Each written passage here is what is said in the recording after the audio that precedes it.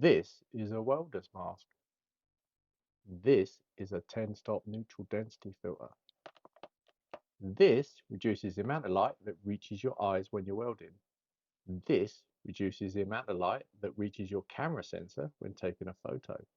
Today's question is, can this do what this does just as good?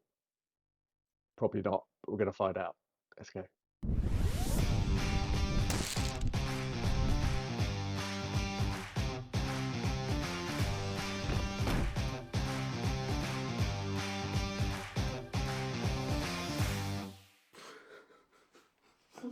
So, these stopper filters are used to extend your exposure times, which, depending on your shutter length, blurs anything in your image that's moving. People, water, clouds, chickens, traffic.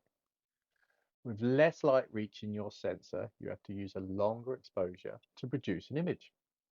The particular one we have today is a 10-stop filter, and you guessed it, that reduces the amount of light that reaches your sensor by 10 stops.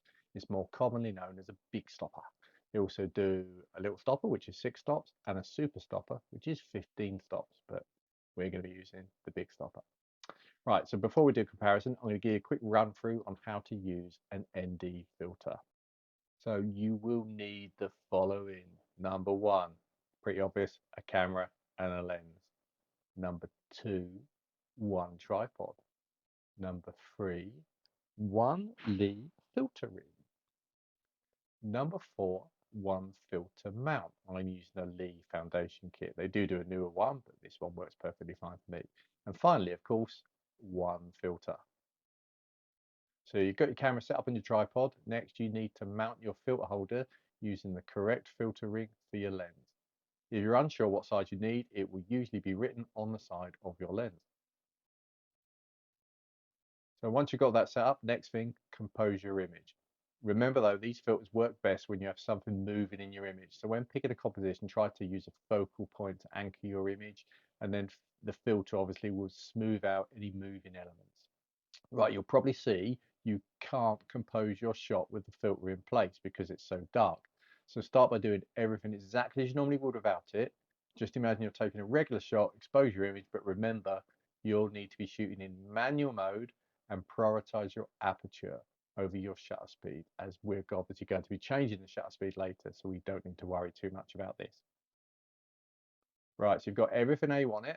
Now it's time to add your filter. But first, remember to switch your lens to manual focus. Otherwise, when you put the filter on and you try to take your shot, your camera is going to try and refocus your shot, which is probably not going to be able to do because it's so dark. So switch your lens to manual focus. All right, once we've set that up, it's time to adjust your exposure to compensate for the filter. If your camera is live view simulation, all you need to do is adjust your shutter speed until you get the exposure you want on the screen. Pretty simple. If you can't do this in live view, then luckily Lee have made a handy app for you to work out the exposure for you. All you simply need to do is put in your exposure before you put the filter on, and then you put in which filter you're using, and it will work out how long your exposure will be afterwards. Simple.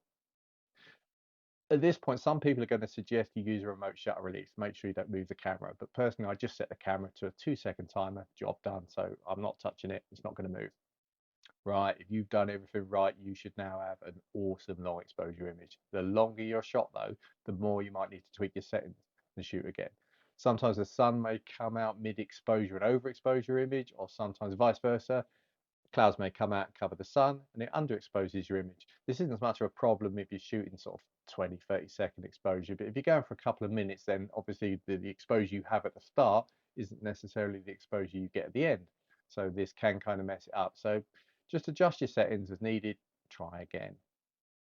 At the end of the day, it's all about practice and having fun. If things don't work out, just take a break, take a few minutes, take in the scenery, then try again. Remembering if you're at a great location, look with your eyes, not just your camera, something which someone was always telling me because I am very guilty of doing this. Right, so trying to try our shot with our welding glass. I have no idea how much light we're reducing the shot by, so I'm simply going to use live view until I'm happy with my exposure and see how it turns out. Right, so as you can imagine, didn't go super well. There is a reason we pay extra for neutral density filters. I mean, Lee and all the other manufacturers, they put in a lot of time and effort to make sure their filters are as neutral as possible and don't offer a color cast. That being said, they do sometimes have a bit of a cast. Lee has a slight blue cast on their stoppers, but you can easily rectify this in Photoshop. Unfortunately, our welding glass has quite a strong color cast, as you can see from this picture. Yeah, you can do it, but would you do it? Probably not. It's too much for faff. At least with a 10 stop filter or a 6 stop or a 15 stop, you know exactly how much light you're stopping and you can adjust it. It's all well and good if you've got live view and you can shoot an exposure image and see it in the live view if you're using a welding glass. But if you're not, you're going to struggle because you're going to have to work it out. You're going to do your exposure. You're going to look at your shot 30, 40, 50 seconds later and find out it's over underexposed and you have to do the whole thing again. So thumbs down for welding glass, thumbs up for proper neutral density filters. The brand I use are Lee. Um, they're reliable. They offer very little color cast. They're very easy to use and they're a good price. So this video isn't sponsored in any way, shape or form. I wish it was. So that's it, pretty simple. So all you need to do now is head out to your chosen spot and get shooting. Be interesting to see what people come up with. Pop comments in the video if you'd like to show me the work you've got and I'll take a look. Catch you soon with another video. Keep shooting.